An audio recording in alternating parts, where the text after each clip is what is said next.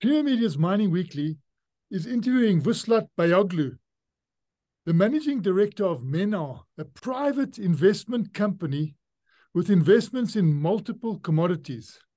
I'd like to kick off by putting a question to you around the issue of the removal of the challenges around electricity, rail, and regulations in South Africa. How is the country doing on removing electricity, rail, and regulatory challenges in your view? Martin, one of the last speeches that President Ramaphosa made was in Mining Indaba in February in Cape Town, and he told delegates that his administration is working on the challenges facing mining investors. And like you rightfully said in your question, that those are like two main issues, which is electricity and transport, the challenges that the industry is facing with Transnet. These are the critical things. Look, President made the right commitments regarding these issues, but some of them aren't new, because these commitments were made again over the years, but unfortunately the challenge is the implementation. The pace of implementation, sometimes it's not implemented at all, but if you look at power availability got worse, and obviously it affects all the industry players, not only the mining companies, but also the beneficiation is affected big time, because companies have to be working according to the certain load shedding timelines, which is completely unnecessary, because we've got the infrastructure and we've got the capacity and we've got the vast sources of renewable energy in the country to manage the need of the industry. But power is not getting right. I mean, we are not in the right direction. Hopefully with the new minister, we might get to a point where we fix the problem of availability of power. The second challenge is obviously Transnet. I don't think, again, like the implementation, the ideas are there, the policies are there, but the implementation becomes a challenge. And I don't think government is helping enough Transnet to solve the problems. Hence, we are sitting with the same problems, we are sitting with the same challenges. Like one of them is, for instance, the issue of making sure the lines are safe, like the cables are not stolen. And this is something that Transnet cannot do much. It needs police to act, and it should come from government. So government needs to help industry and Transnet to solve that problem. And the other challenge is the availability of locomotives.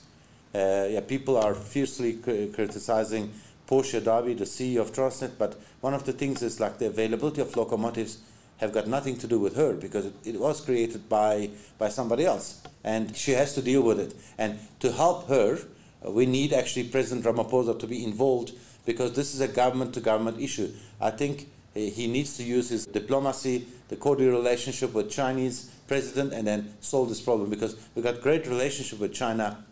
They buy a lot of minerals from South Africa, and it's a great trading partner for South Africa. So I think that regarding the implementation and solving the problems, something on the paper doesn't mean much. We need to go to the next level, and the next level is making sure that the plans are implemented, and, for instance, locomotives are available. And I think that can be sorted with only President's involvement. So implementation is so crucial, and there has been a cabinet reshuffle.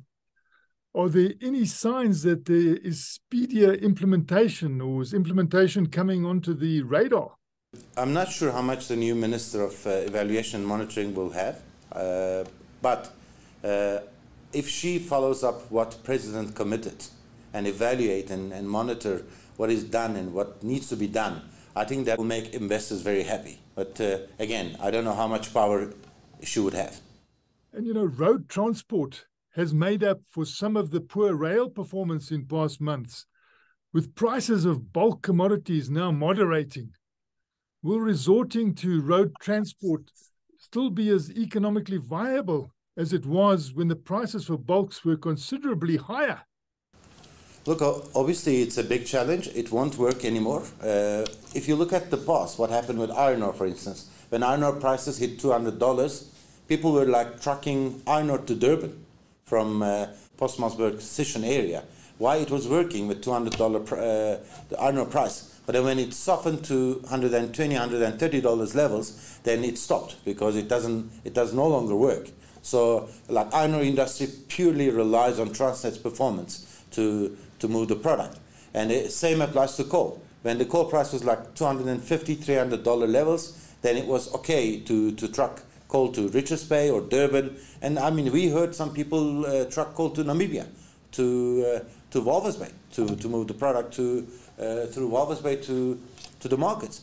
But currently, with the coal prices sitting with like between $100 and $120, depending on the quality, obviously it's becoming very difficult now. So we are seeing that the number of trucks on the roads are getting less and less. But overall, if you think about it, if Transnet performed, if they Transnet railed the product, there wouldn't be any need for putting any coal on the road. Even coal price goes up or down, it doesn't matter. The way to move any bulk commodity in any country is rail. There's no other way. And by putting actually coal or iron ore or manganese on the roads, we're not doing fair to our road infrastructure. And you know, red tape has been a major investment inhibitor. Have you seen any meaningful removal of red tape obstacles? Look, again, President Ramaphosa made commitments in that field, and then he asked Sipho Nkosi's help, and then he volunteered. But I mean, I'm sure there are good ideas regarding that, but we see no result regarding that.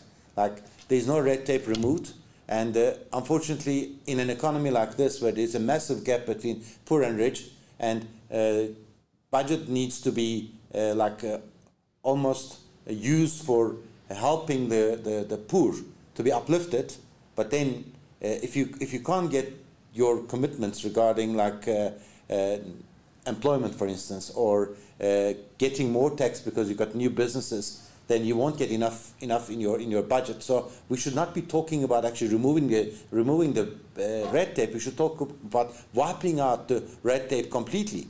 Because I mean, if there's somebody who wants to prospect for gold or for manganese or for coal or for phosphate, whatever, they should not be waiting for 6 months to do that.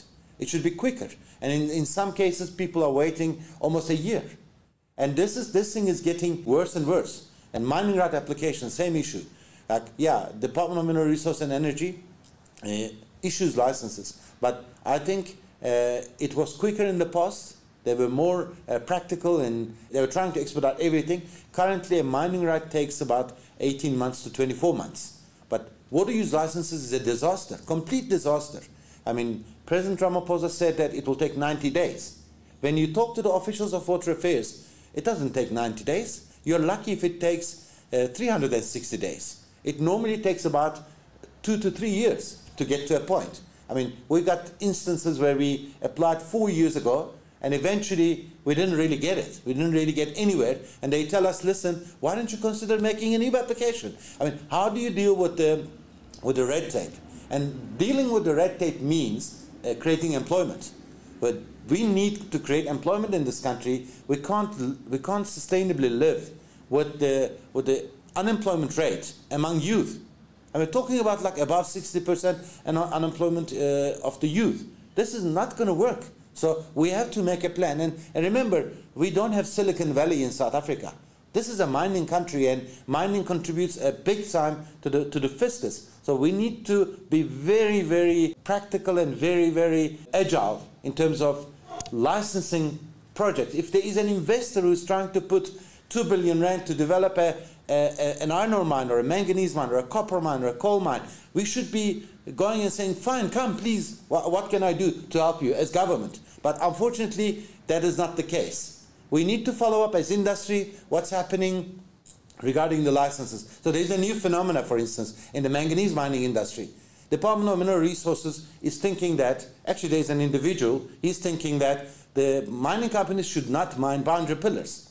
And boundary pillars in open cast mines is no-brainer. But it's very difficult to convince them that, like, guys, there's no safety issue. There's no health and safety issue here. And if we don't do that, we're going to sterilize a big resource of the country, not only one mining company, because if you apply that to one mining company, it has to be applied to everybody. So these kind of things are there, and I firmly believe that we should wipe that out, because otherwise we cannot create employment in this country. And just getting back to transport again, are you confident that over time Transnet's challenges will be resolved? Martin, I think Transnet's problems can be solved, and I'm confident it will be solved, because South Africa has got really great infrastructure in terms of rail. We have good infrastructure for iron ore line, manganese line, coal line, and the line that takes the chrome to Maputo and also to Richards Bay. We have the infrastructure, and as long as it's maintained, and Transnet is doing that currently, but there are ideas of like having third-party access, those kind of things. If they're implemented, it will be much easier for Transnet. But even as is, our lines are our railway lines are in good condition. What we are missing is locomotives, and then we're having issues with the cable theft, and also there's some leadership challenges in Transnet. But I think if industry supports the current CEO, Portia Derby, then it will be much easier to resolve the issues. But if the industry comes in, starts criticizing and talk about, look, okay, government must consider about like firing the CEO of Transnet, I don't think it will help.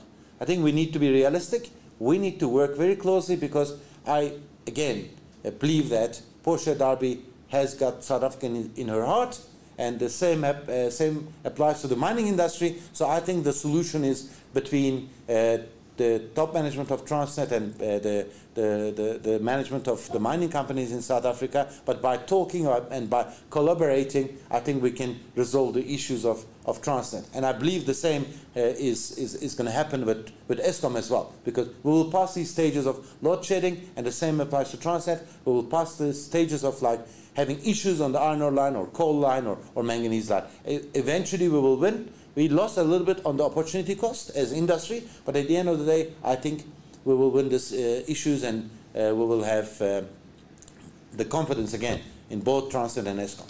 That was Creamer Media's Mining Weekly, interviewing Vuslat Bayoglu, the managing director of Menar, a private investment company in multiple commodities.